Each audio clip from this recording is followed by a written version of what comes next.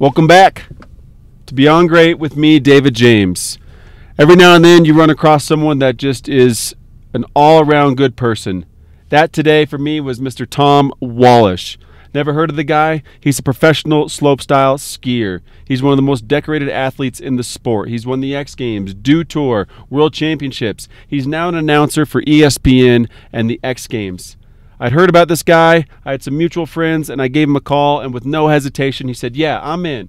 Pick me up. I'll be there. Let's have a conversation. It's pretty rare to find that with people of that stature in the sport. Incredible human being, really inspiring. He has the world record for the longest rail ever slidden, which is like, I don't even know, 300, 450 feet or something like that on a rail. Crazy.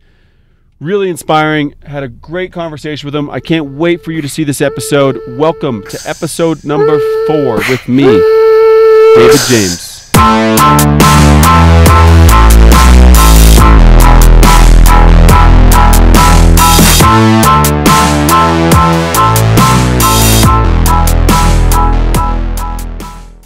right, game on. We're live. Whoa. Dude, I appreciate you doing this. Yeah, no problem. Did you watch the World Cup today? I did. It was not as exciting as I wanted it to be. I know, dude. I was hoping Croatia would make something happen. At least a little bit closer, and a couple of the goals were like gimmies, like the PK and the like own goal. I was like, come on. Croatia was outplaying them. Just couldn't bring it together. France like 3 weeks ago. Okay. So I saw like the first 2 games in France. Oh, I bet it was epic though. Yeah, but I was so disappointed that I wasn't there for the final. Yeah.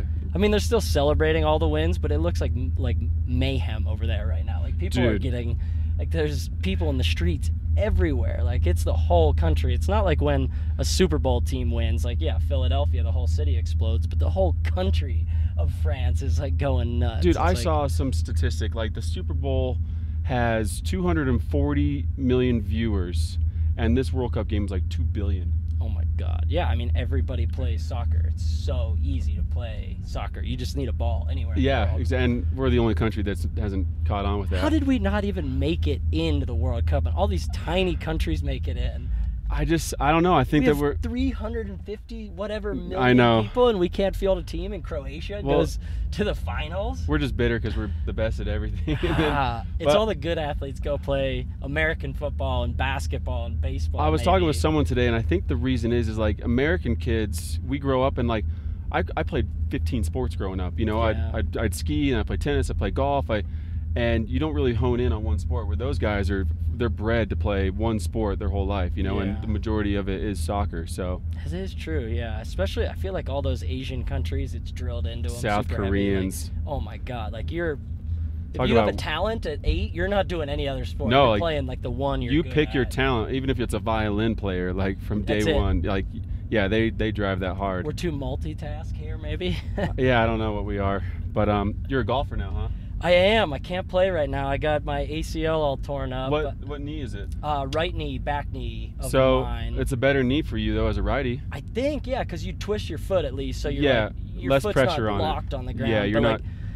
I swear I could be golfing right now. Like if they say 6 months to golf, and I'm like, you told me 6 months to ski. Have you ever seen me ski? It's way more dangerous than me golfing, but rules are rules, and I'm trying to live by the book. So yeah, another 2 months and I'll be golfing again. But yeah, I love it. It's so fun. Dude, what's the correlation that you find between skiing and golf? I mean, do you see one at all? I haven't found one.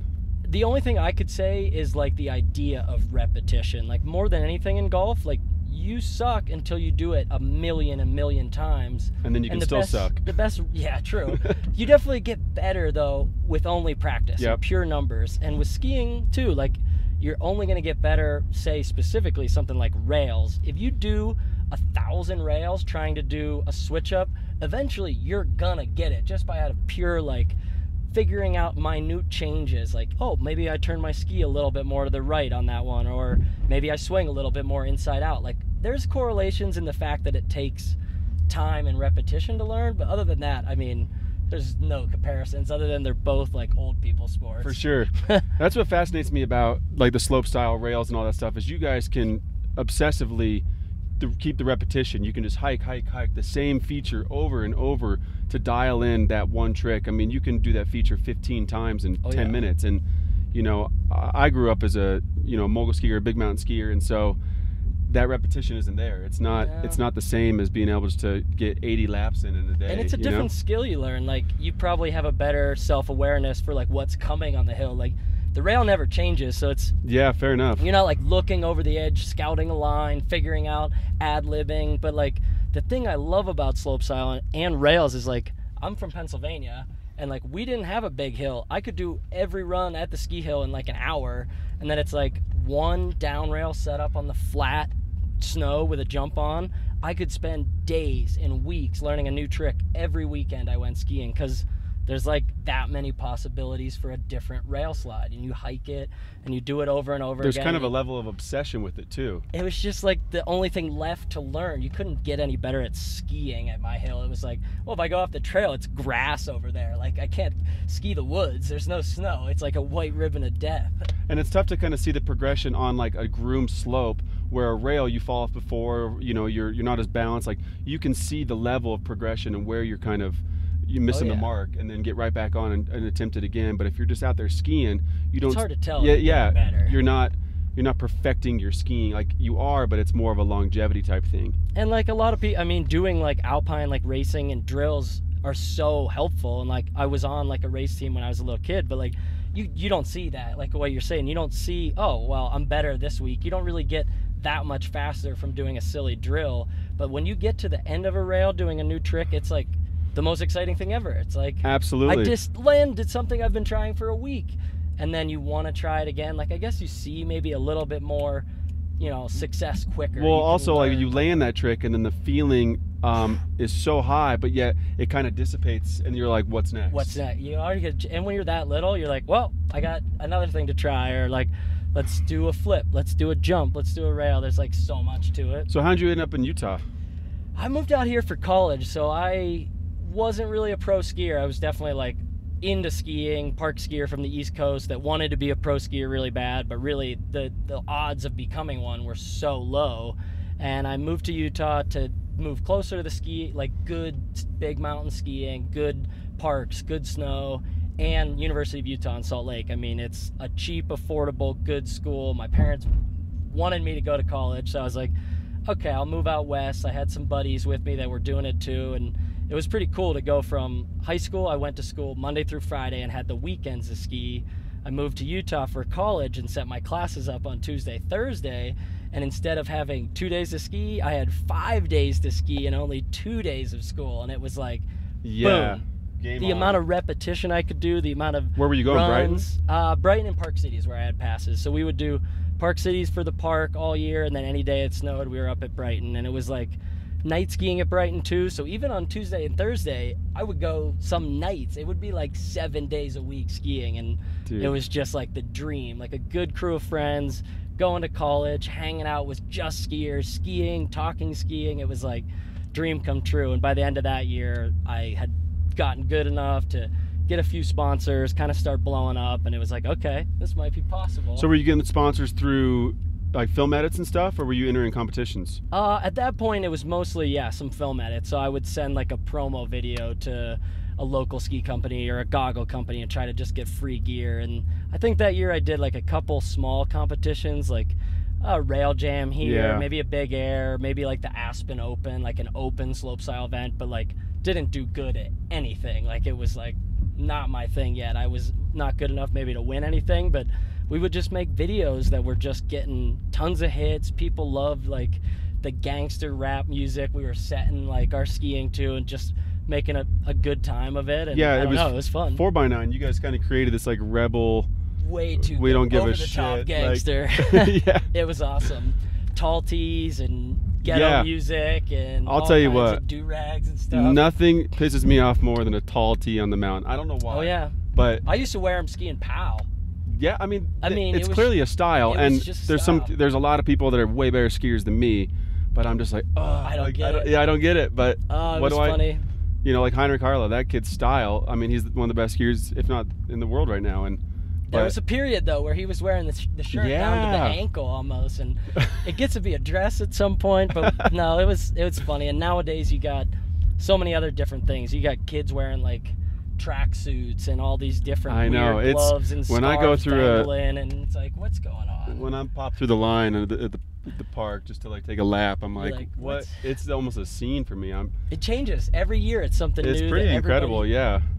Everybody used to dangle bandanas off their belt, and now it's something else. Now it's some other dangly or a funny way to wear your goggles on your head. And it's like, what are we doing now, guys? So 4x9, you guys started this little rebel thing, and then it just kind of caught on. I feel like people kind of embraced the rebellious style you guys had going. And yeah, I think the time period was good. So we started making like all these 4x9 edits our first year, all going to the U together, and like everything was catching on with YouTube and New Schoolers and all these websites featuring like online edits, and it was easier and easier to watch ski videos in that form instead of like waiting for a DVD. That we timed it well. I mean, we like didn't have rights to use any of this music, and we're using like Tupac and Nas and like hip hop that like you could never afford to actually use in a video, but like we're just young kids putting a video together and it didn't matter. So it's like good music. Did you run into any problems with that? I mean,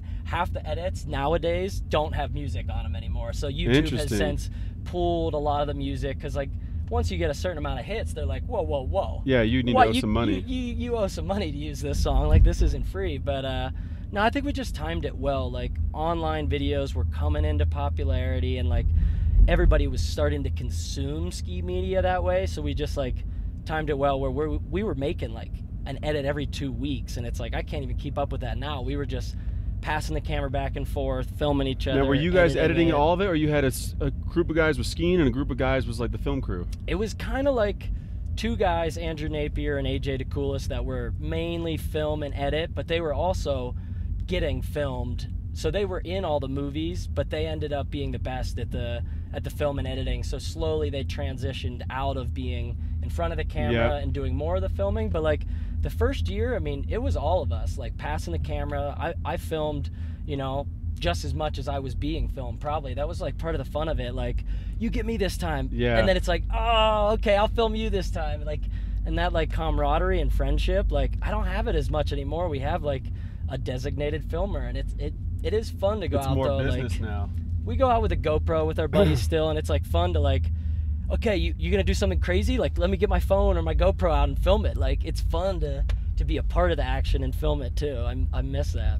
Dude, yeah, it's kind of funny as you get higher up in something, you know, you miss the days on the shoestring and just kind of getting out there and doing it for the fun of it rather than for the business of it. Yeah, I mean, everything, even for me nowadays, it's like there's a goal at the end of each day to like film a certain thing or get a video for whatever sponsor it may be finished.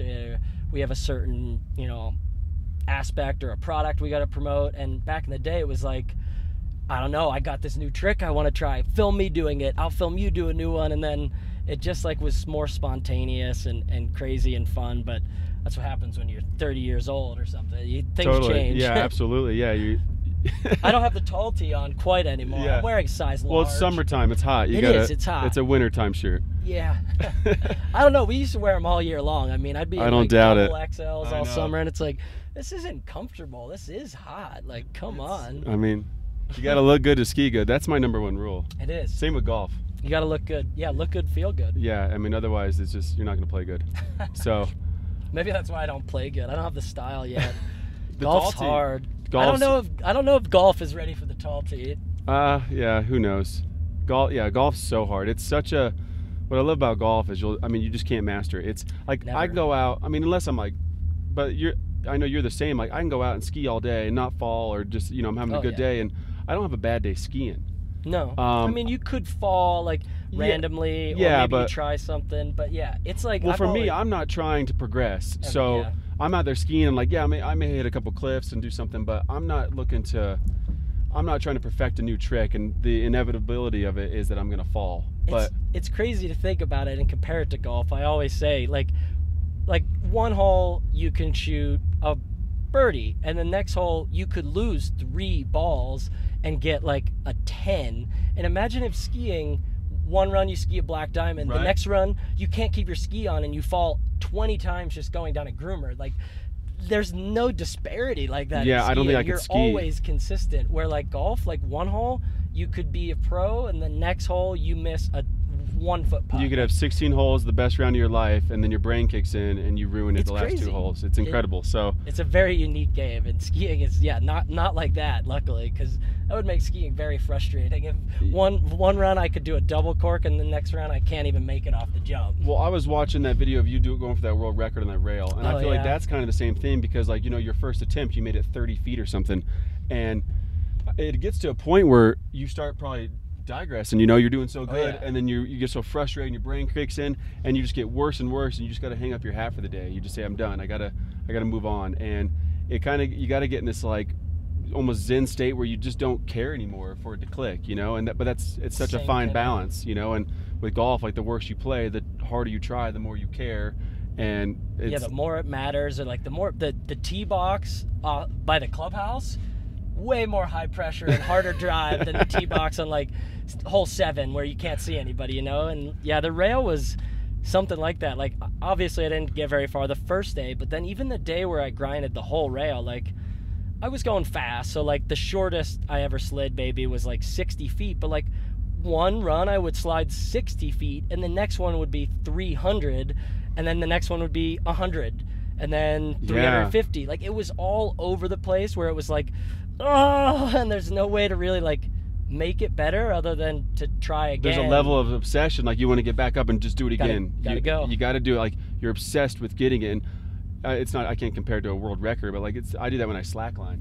Like, if I fall off, I immediately have to get back on and go again, or when I'm rock climbing or something. So yeah, you got to try that little pitch again. Yeah. Like, what? Yeah, it's an interesting mindset. Did you feel more pressure because so many people came together as a collaborative to make this possible for you? Oh yeah, definitely. Like, more than anything, the amount of people, the money, the project, and like the planning. Like, the resort, we had like Snowpark Technologies. We bought all the steel. This was like $14,000 worth of just steel. Whoa. Just the metal, a whole TV show plan that was going to go on ESPN, like all these things. And if I don't get to the end of the rail, like, none of it works. Like, the money's wasted, the time and effort of the crew, the friends, the family that came to watch, the film crew that came out to help. Like, everything is wasted if I don't get to the end. TV show doesn't air. It's just a waste of time and money. And it was like, by day 5, I'm like, oh my God, like, definitely having like anxiety, and like, we were just like a depressed crew. But like, everybody knew, like, if we kept trying, you know, it was hopefully eventually going to happen, and luckily it did. But by the end, I mean, it was like 500 tries in 5 days. Like, oh, it was a lot of pressure, but that's what makes it that much more exciting at the end. One of my buddies always used to say, you can't have the sweet without the sour. Yeah. So that was the sour that made that sweet that much more worthwhile. Dude, I love it. And the best part about it, I'm sure that feeling was when you were like 50 feet out or whatever, and you just dropped your arms, and you could just tell that you were in this state of like comfort, and you're like, I got it, and you just greased it at the end. It was comfort, but also this level of, I hope I hope I don't fall on the landing. Yeah.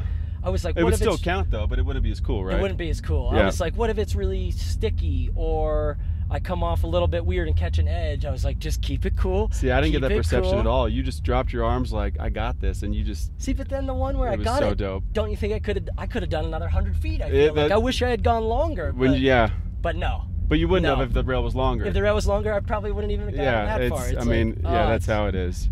That was a crazy experience, but probably the coolest accomplishment I've ever had in my ski career. I mean, just the work and effort that went into it, the crew that came together. Like, I've got X Games gold medals and Dew Tours and movie segments and movie awards, but like, nothing really as a one-time accomplishment took more work or effort or more like personal like frustration and dedication. Like, it really was like the hardest thing I've ever had to do. Dude, I didn't think you were gonna say that. That is awesome.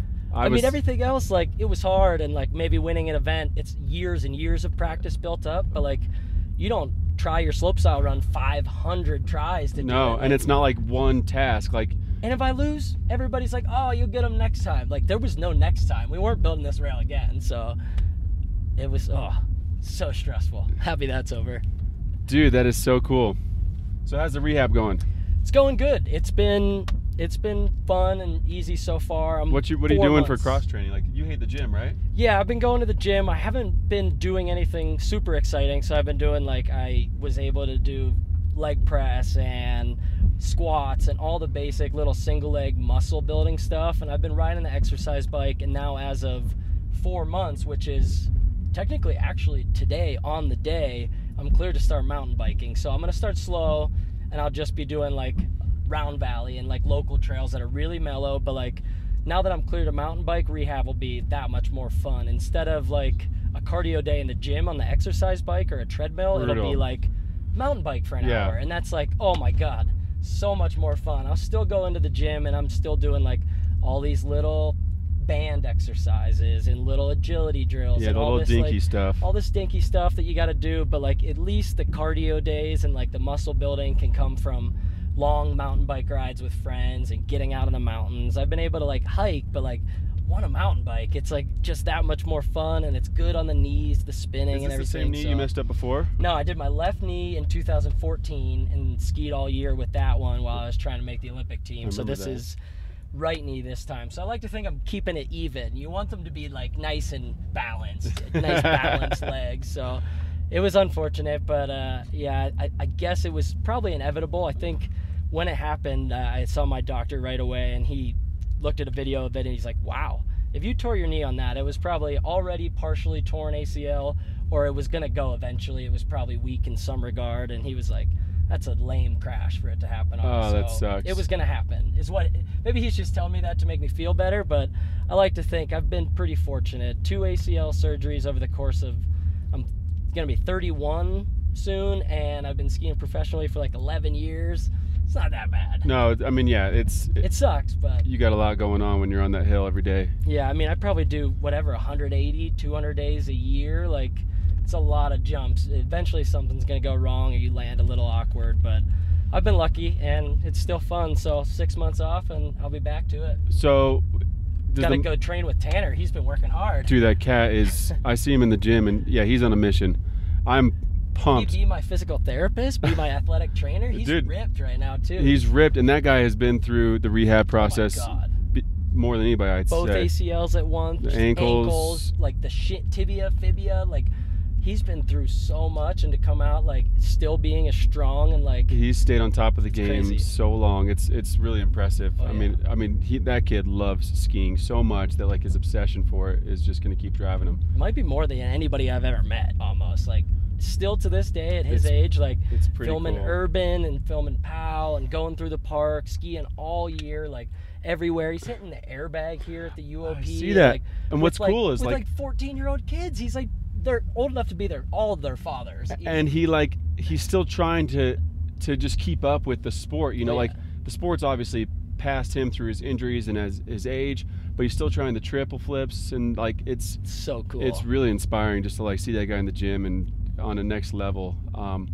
Do you get in like a mindset of frustration, or I don't know if depression's the right word, but when you get injured, I mean, are you?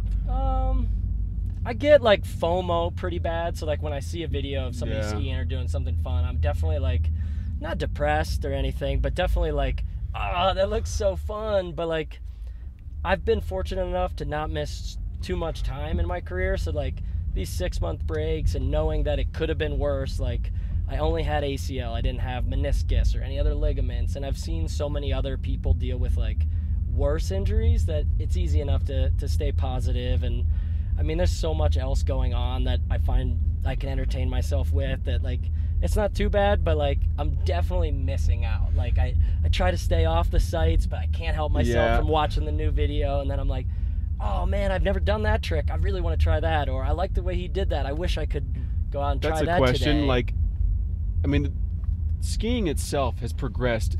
It's insane. Every year, every edit, everything. Like, someone does a trick, and the level of the sport it levels up every single year. And so, do you feel that you have catching up to do every time you come back?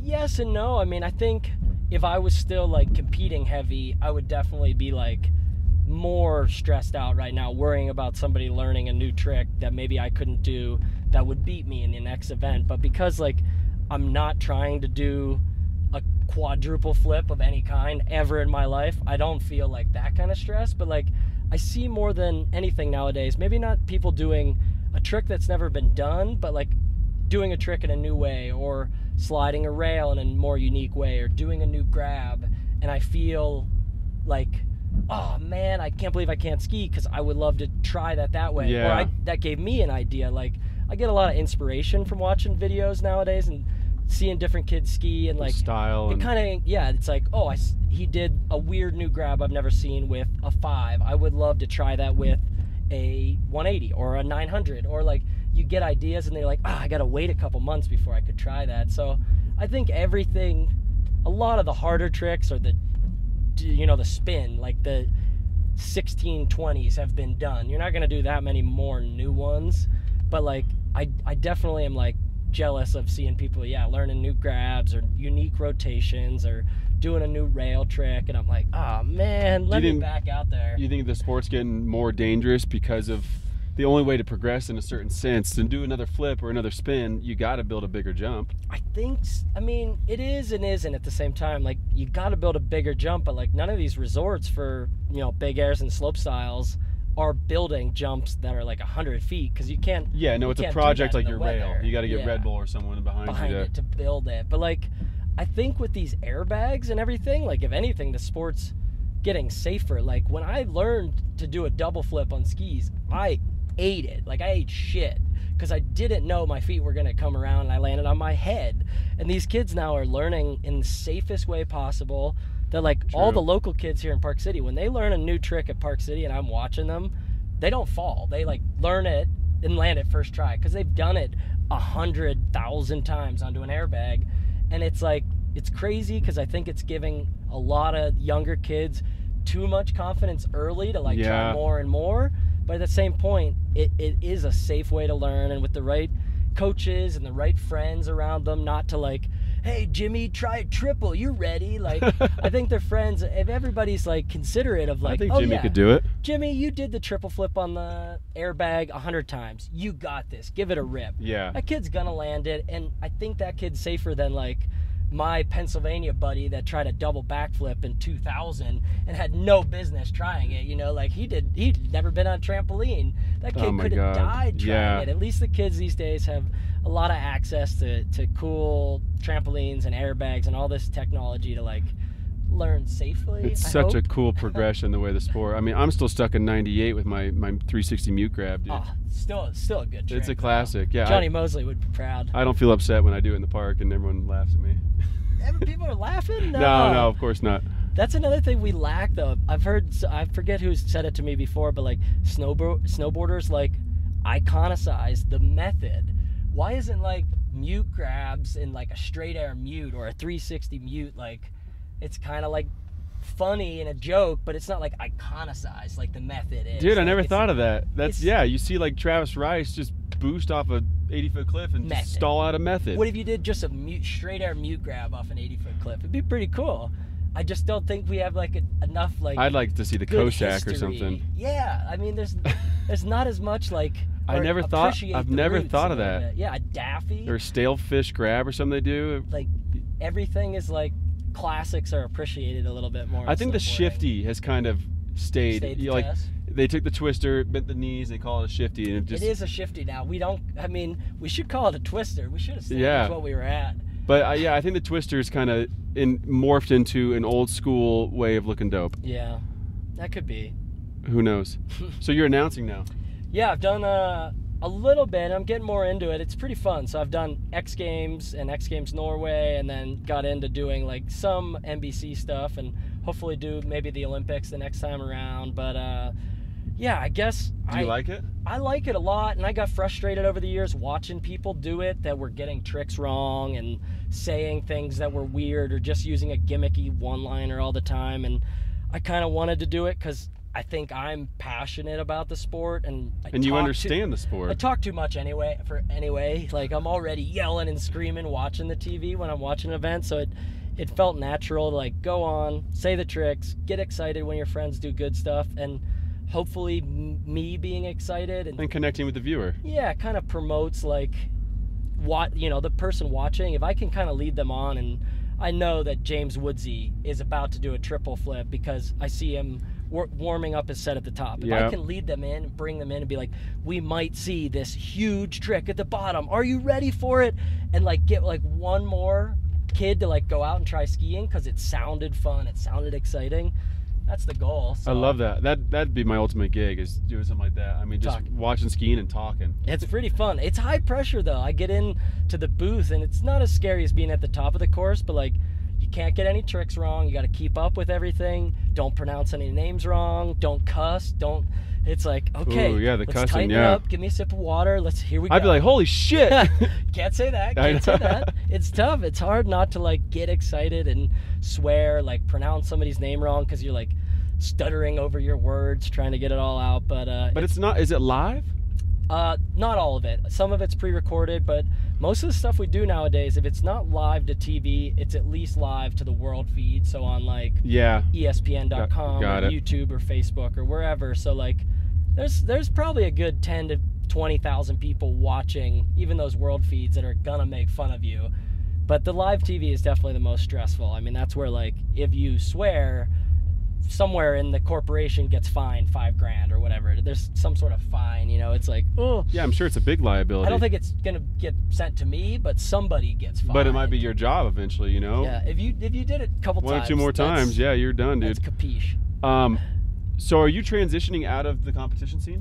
I would say I'm fully out of like slopestyle like competition scene.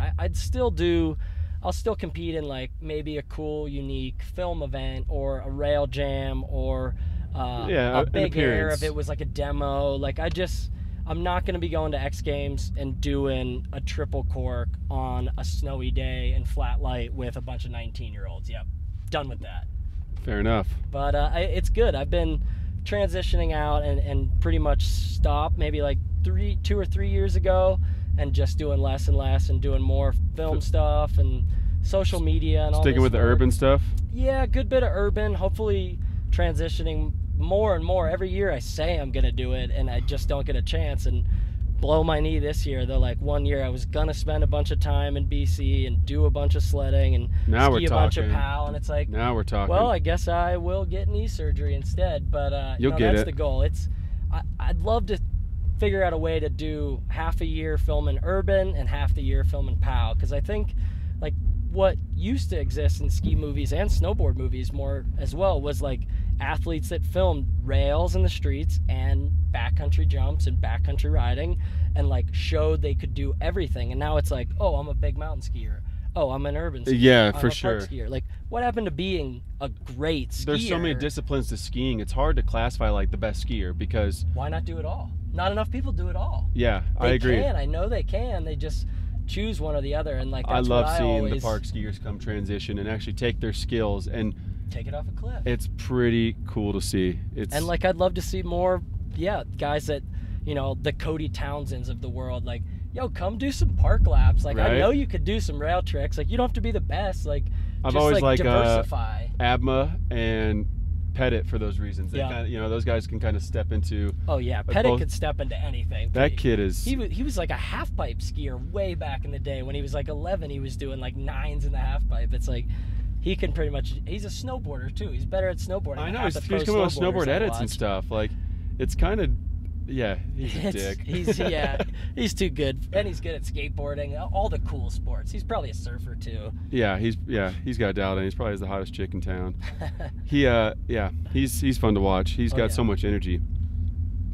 I never had an appreciation for urban skiing until the last 5 or 6 years. I really started watching, and it takes a certain. You got to be into rails. But I'm not. But I started just opening up to it, and it's fascinating to me. Like what I love is it's crazy to watch how you guys, because I'm just not in this world, and so the way you take off and you nose tap something before you hit the rail, or you do shifties and go around something. Yeah, you hit a wall and stall out and then pretzel the other way. I think why maybe it's more interesting now too for somebody that's not into that world is for a while it was, okay, I get that guy spun a bunch onto that rail. I don't know, was it a 450 or a 630? Maybe it's really hard to tell the technical tricks. Was that harder than that? I don't know. But like nowadays it's more about like finding a really cool rail that's shaped differently, or doing a tap onto a rail, or grinding a rail with 1 foot, or doing like something a little bit different. And it's a little bit easier to see almost with the naked eye, like, oh, I get why that was cool. Like he slid a rail outside of the Capitol building at Washington. Like, if it's so like how are you cool finding looking, these? I mean, are you literally just driving around saying, dope, oh, yeah. That's it? We're doing exactly what we're doing right now, but for like 6 hours every day. It's like, okay, I got my phone out, and I'd be like, okay, Google Maps, there's a high school up the way, let's pull in there. And we kind of like just go to places where like schools are great, public facilities, college campuses. Like college campuses and schools are awesome because no one's there at night or on the weekends. That's what I was wondering. Do you get in trouble like skateboarders do? Oh yeah. All right. I mean, I probably get yelled at by cops 10 to 20 times a year. I mean, less now that we're older and like we spend more time doing it. I send email requests to universities and ask for permission to do rail slides on campus. So like, professional. But like, that's not what we did when we were 20. No. We were like, yo, it's 3 a.m. Let's go. Bumping the like, music, tall tees. Oh yeah, tall tees, yeah. rap playing, cops are coming, You're profiled, surrounding us.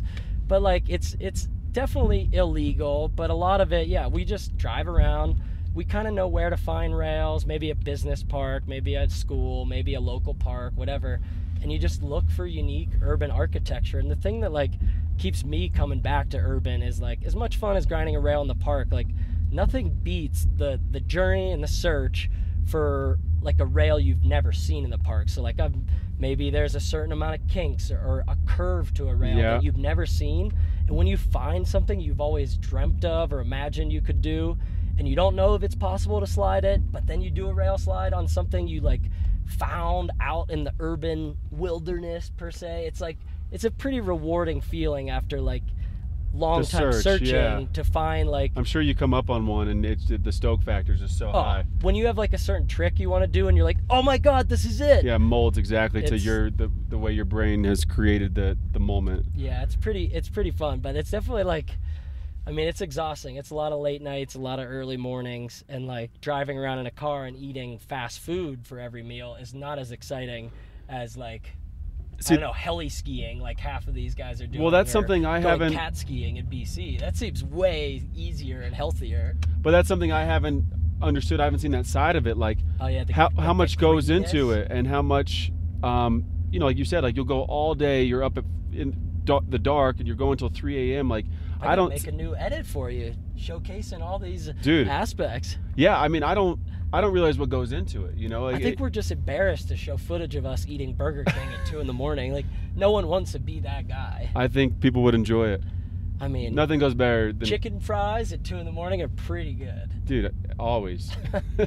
They're not. They're disgusting. Don't eat those, kids. So, you're doing all this through Good Company, correct? Yeah. Which is your ski film edit production company. Yeah, basically a combination of, you know, some guys from the 4x9 days, some guys from Level 1, like a whole group of people from Salt Lake and all over the world. It's kind of just like my friends coming together and our whole Utah crew kind of making something new and different with a big combination of guys. Now walk me through like a business model of this. Are you guys, how does it work? I mean, is Monster and Shred and all these companies, are they paying for the film? How does it work? So they're paying to sponsor the film. So like we started a film company because I was sick and tired of like a company like Level 1, for example, or TGR or somebody else working with a company, and at the end of the year they own all your footage, and all you want to do is like post some clips on Instagram or give your footage to your sponsors who paid to be a sponsor of the movie, but like they're not allowed to have the footage because they got to pay extra for the footage. They only got their logo in the movie. And we wanted to make a film company where like, hey, Mike Hornbeck, we want you to film with us. Do any of your sponsors want the footage? Like, here's your footage. You want to make a season edit? Here's your footage. Do you want to put a clip on Instagram because you're so proud of that trick? Whatever, here's your footage. Like, giving a little bit more ownership of the footage back to the athletes, to myself. Like, I wanted to be able to do what I wanted with the footage. I didn't want somebody else to hold on to it and sell it to somebody else down the road. Like, I felt like I owned it just as much as the person that filmed it. And that's kind of like why we started. We're like, let's take control. We have like AJ DeCoulis and Kyle Decker, like 2 great filmers, like running it. I love that name, AJ DeCoulis. Yeah, the coolest. Dude, that's a sick name. I think it's Greek originally, but yeah. So he's from the 4x9 days, and him and Kyle's from the Level 1 days, came together to make this all happen. And really, yeah, I mean, it's not. So is it a hobby, or are you guys looking to make money on this? You know, it's a little bit of everything. I think Kyle and AJ are using it as, you know, film work too. We're making ski movies, but we're also doing like freelance film work for. So it's a resume the US for them. Ski team. We're doing work for other corporate sponsors, Bose, for outside of skiing work with other athletes. Kind of like a brain farm type thing. Yeah, they're kind of doing other film work, but like for skiing, we plan on making ski edits and ski films. It's not going to be a multi-million-dollar company ever, but it's like a way for all of us to continue working on cool ski projects together, cool sports-related, snow sports-related, you know, sponsor things, and kind of bring everybody together to kind of put our heads together and get something done. And are you guys ever putting your own money up, or you're always seeking the sponsorships? Yeah, I mean, we're seeking the sponsorship, but a lot of it's our own funding. I mean, a lot of it, say, I'll front, because we don't have sponsor money until the middle of the year. So, like, a lot of the travel budget that gets AJ and Kyle coming will just come off my credit card. But, like, eventually we'll hopefully sell some movies on iTunes, and it'll get paid back. But, like, it's a little bit of an investment. If it's a good film and it gets viewed by a lot of people, even if I spend money to make it happen, it's a good look for my sponsors. So yeah, nowadays, to be seen by a lot. Yeah, nowadays, like, you know, TGR and MSP or whatever, like, you know, I couldn't wait for those DVDs to come out. But nowadays, like, you're just posting this stuff on YouTube for free and stuff. So your sponsors are all just about the viewership of it. Is that it? For the most part, we've been trying for years to do different things, and for a while we like sold short films on iTunes, and then we started giving some away for free, doing some, you know, release a full-length movie, and everything's just like all over the place. So like now for the most part we're doing, yeah, just free web content, but like that's all the sponsors want, is to see cool videos of the skiers that they sponsor going on the internet, getting good reviews, and like more than viewership, like, yeah, some things it's great. If you have a really funny crash, that's probably going to get a couple million views on YouTube, but like no one's going to buy the skis of the kid that crashed on YouTube. For sure. It's more about like quality content where the kids watching are actually the kids that are going to buy those It's the community products. of people that follow you and want the Tom Wallisch next thing or whatever. Or the clothing or the shred goggle, the jacket or the goggle or the hat or the whatever, and that's kind of part of it. But yeah, we're trying to focus more and more on making like really cool, core, unique content that hopefully kids enjoy watching enough that they'll go buy sponsored stuff, or at least keep buying our stuff, or at least maybe tell their friends skiing's cool. I don't know. Have you found the sponsorships or it's tougher to negotiate now that you're transitioning out of the comp scene, or you've put yourself in a position with the announcing and everything that the branding of yourself is kind of making these sponsors stick with you? I think for the most part everybody seems to be happy with what I'm doing, and I've always like, you know, the competitions are so cool, and obviously there's so much publicity that comes around with like winning a big event when it happens, but like for the most part, oh, it's too hot. No way. GoPro just kicked out. Oh my god, it doesn't feel that hot. Can we put? Oh, it's pretty hot. Yeah. Shit, never thought of that. I didn't even think that was possible. Oh well, podcast. Can you have it is. on this? Oh yeah. Put it on the defrost cold, maybe. Podcast it is. Okay, we're podcasting now. That's awesome. Well, we're almost done anyway, okay. So.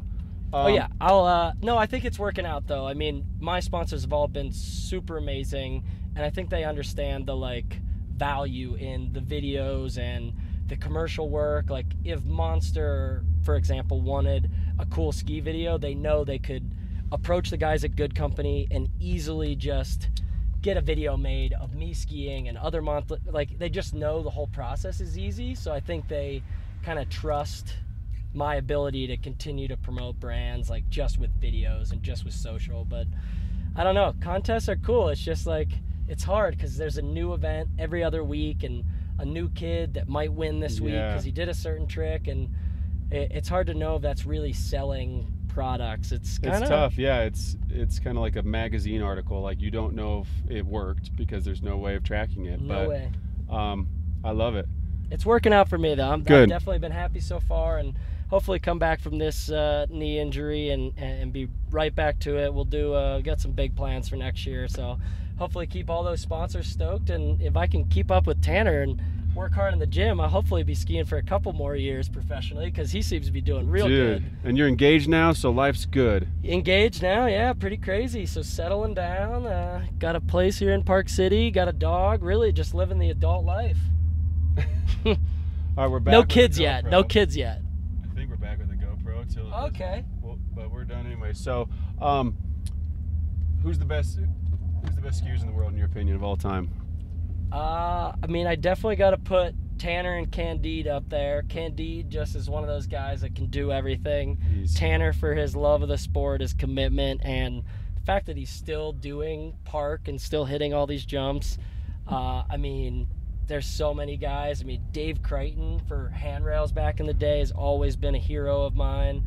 All the guys I ski with, I mean, CR, Pep, like the guys that I grew up watching in the real old Level 1 movies and the old Poor Boys movies. I mean, there's so many legendary guys out there that I love to watch. And still, to this day, I mean, Shane, anybody that's really made it look fun. Andreas Hotveit for contests. That guy was always smiling. I just really admire people that like clearly love skiing and make it look fun, and kind of encourage the kind of people that encourage me to go out there and do it. Yeah, I love that. Yeah, Candide, Tanner are absolutely the top of my list. I'm pumped to see Tanner in that big mountain tour this year. Oh yeah, Free Ride World Tour. It's about time. I hope he pulls a Candide and just wins it year one. It's like the only event in skiing he hasn't won, like, or the only type of contest but he's won. But he's so competitive. Big air, slope, half pipe, rail jams. Like, if he wins a Free Ride World Tour, it's hard to say him and Candide, aren't the best in the world. Yeah, and the thing is, they've been going at it since they were, I don't even know, 15? Oh yeah, they've been 35 now. It's like 20 odd years of professional skiing, which is pretty tough. It's pretty legit, dude. Not easy on the body. Especially through all those injuries, and the content they put out is pretty unreal. So, Tom, my man, dude, I really appreciate it. No problem. That was a fun talk. A lot of business savvy people out there. Where can people find you? At T Wallisch on all social media. We got a Good Company Ski on YouTube, and yeah, that's about it. My man. Keep Thanks on for joining in, and yeah, thanks for listening. Beyond Great with David James. Till next time.